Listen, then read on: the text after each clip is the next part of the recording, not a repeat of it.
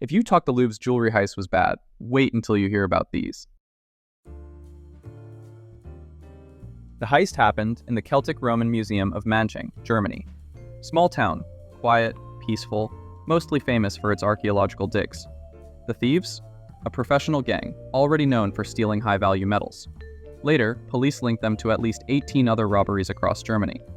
These weren't Indiana Jones wannabes, more like Fast and Furious, Archaeology Edition. Damn. The museum held one of the largest Celtic gold hoards ever found in Europe, discovered back in 1999. The treasure? 483 coins, each about the size of a thumbnail, pressed from Bohemian River gold. They were once part of an Iron Age trading stash, basically prehistoric savings. The heist was surgical. At 1:17 a.m., all the town's internet and phone networks went down, because the thieves literally cut the fiber optic cables outside the museum. That killed alarms, security cameras, and phone lines. They smashed the display case, scooped up every coin, and were gone in under 9 minutes. It took staff until morning to even realize what had happened, the perfect mix of low-tech sabotage and high-speed precision. It was recovered, partially. Months later, police found traces of melted gold in one suspect's car. Experts confirmed it matched the Manching hoard. So yes, the treasure survived, but only in drip. Police eventually arrested 4 men. In 2024, 3 of them were convicted and sentenced to several years in prison. The 4th got a lighter sentence for cooperating with investigators. Classic, I barely knew the guys, energy. The value was estimated to be around 1.6 to 1.7 million euros, but archaeologists said it could never be replaced. The cultural loss was immeasurable. Those coins told stories about trade, wealth, and craftsmanship from over 2,000 years ago. It happened in 2003 at the Whitworth Art Gallery in Manchester, England. That morning, staff opened the museum and noticed 3 empty spaces on the wall.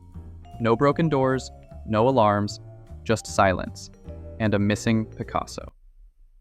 They stole Picasso's Poverty, Van Gogh's Fortifications of Paris with Houses, Gauguin's Tahitian Landscape. Together worth about £4 million, a mini collection of modern legends, gone overnight. It wasn't exactly Ocean's 11. The thieves forced a small window open, climbed in, grabbed the paintings, and left within minutes. But the twist came 3 days later, when police found a cardboard tube behind a public toilet, about 800 meters away from the gallery. Inside, the paintings, carefully rolled up, and a note. It read, "We didn't mean to steal them, just to show how poor your security is." The artworks were unharmed, perfectly intact, and the police? Probably half relieved, half insulted. Roughly £4 million though, to the thieves it seemed to be worth just a good laugh. The incident triggered a massive review of museum security across the UK, because if your Picasso can be rolled up like a poster and left by a toilet, maybe it's time to rethink your alarm system. The thieves were never officially identified, but police believe it was a small local gang who, apparently, had a message to send. Montreal Museum of Fine Arts, downtown Montreal, August 1972. Back then, the museum had just undergone renovations. And guess what wasn't fully reinstalled yet? The security alarm system. It was fast, quiet, and professional. They lowered themselves through a skylight using a rope, knocked out the night guard, and went straight for the big names. But their plan wasn't perfect. The alarm wasn't completely disconnected. Halfway through the robbery, a silent sensor tripped. They fled with only part of what they came for, leaving behind several paintings mid-grab. A half-success that still became a Canadian legend.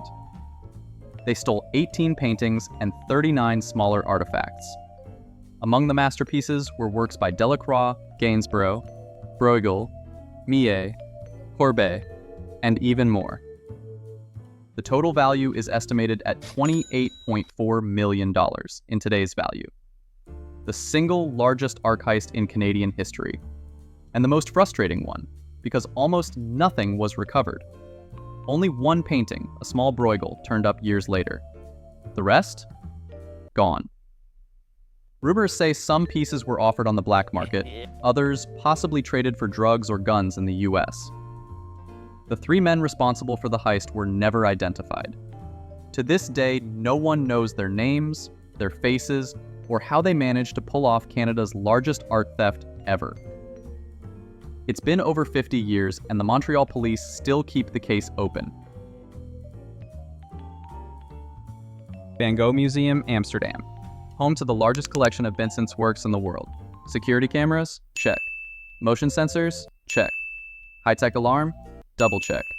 Yet at 3 a.m. on December 7, 2002, two men scaled the museum's roof with a ladder, smashed a window, and were inside in under a minute. No inside help, no hacking. Just a ladder, a crowbar, and a stolen getaway car. The entire heist took less than 4 minutes. The alarm went off immediately, but by the time security arrived, the thieves were gone. They stole only 2 paintings, but 2 big ones. View of the Sea at Scheveningen, 1882, Van Gogh's only seascape painted in The Hague. Congregation leaving the Reformed Church in Nuenen, 1884 to 1885. A deeply personal piece linked to his parents' church. The combined value was around $30 million. They didn't bother with anything else, just grabbed those and vanished down a rope like a couple of cartoon villains. Sadly for them, they left behind their ladder and a cap full of DNA. The culprits? Octave Durham and Henk Bieslein.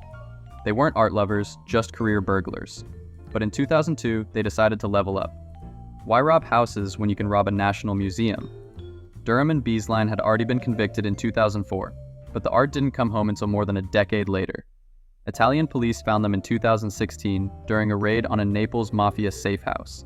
They were hidden behind a false wall, slightly damaged, but perfectly recognizable. Okay, before we get to the final heist, just know I found so many more of these. So if you would be interested in a part 2, please drop a like and let me know in the comments. The National Museum, Stockholm's crown jewel. Think marble floors, velvet ropes, and priceless art lining every wall. That night, visitors were still inside when the robbers suddenly pulled out submachine guns and told everyone to get down. Here's where it gets wild. To keep police busy, the gang set off 2 car bombs at different points in Stockholm, just as the heist began. They weren't amateurs. This was a military-style operation. They knew the layout, the shift schedule, and exactly where the Rembrandt hung. While the city panicked, they smashed display cases, grabbed the paintings, and ran outside, straight to a waiting speedboat hidden by the quay. They jumped in, throttled the engine, and disappeared into the dark, winter water. The whole escape took less than 90 seconds. If that's not cinematic, I don't know what is. They stole 3 paintings: Rembrandt, Self-Portrait, 1630, Renoir, Conversation, and Renoir, Young Parisian, together worth around 30 to 45 million US dollars, all done in under 5 minutes. Rembrandt's portrait alone was a national treasure. The 3 art pieces were recovered, but not easily. Over the next 5 years, international investigators traced the paintings through criminal networks in Europe. A Renoir resurfaced first. Then, in 2005, the Rembrandt turned up in a sting operation in Copenhagen. 2 years later, the last Renoir was found. All 3 came home, scarred, but safe.